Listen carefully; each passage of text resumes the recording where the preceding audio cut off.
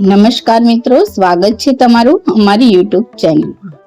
ભગવાન શ્રી રામે જ્યારે પોતાનું શરીર છોડ્યું ત્યારે આગલા જન્મનો ભાર કોને સોંપ્યો હતો તે કોઈ જાણે છે? શું તમને ખબર છે ભગવાન શ્રી રામ જ્યારે પૃથ્વી પરથી વિદાય લીધી ત્યારે તેમણે કલયુગ માટે એક ગુપ્ત જવાબદારી કોને સોંપી હતી? આ કથા સાંભળી તમે ચોંકી જશો। ત્રેતા યુગ પૂર્ણ થવાનો હતો। ભગવાન રામ જાણતા હતા કે હવે વૈકુંઠ પરત જવાનો સમય આવી ગયો છે, પણ પ્રશ્ન હતો ધર્મની રક્ષા હવે કોણ કરશે? રામનો ભાર કોણ ઉઠાવશે? ત્યારે ભગવાન રામે પોતાના પરમ ભક્ત હનુમાનજીને બોલાવ્યા।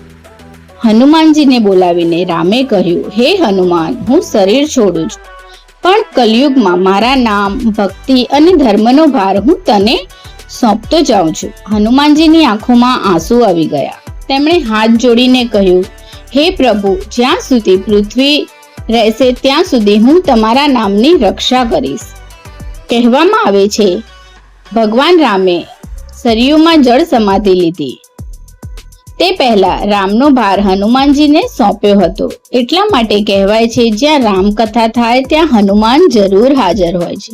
અને એક રહસ્ય તો હજુ વધારે ચોંકાવનારું છે। કેટલાક ગ્રંથોમાં કહેવામાં આવે છે રામે કલગી યુગના ભક્તોની રક્ષા કરવાની શક્તિ પણ હનુમાનજીને આપી હતી, એટલે જ હનુમાનજીને ચિરંજીવી કહેવાય છે।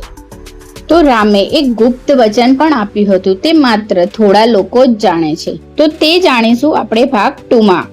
ભાગ 2 જોવા માટે અમારી ચેનલને સબસ્ક્રાઇબ કરો અને કોમેન્ટમાં જય શ્રી રામ, જય હનુમાન જરૂરથી લખજો।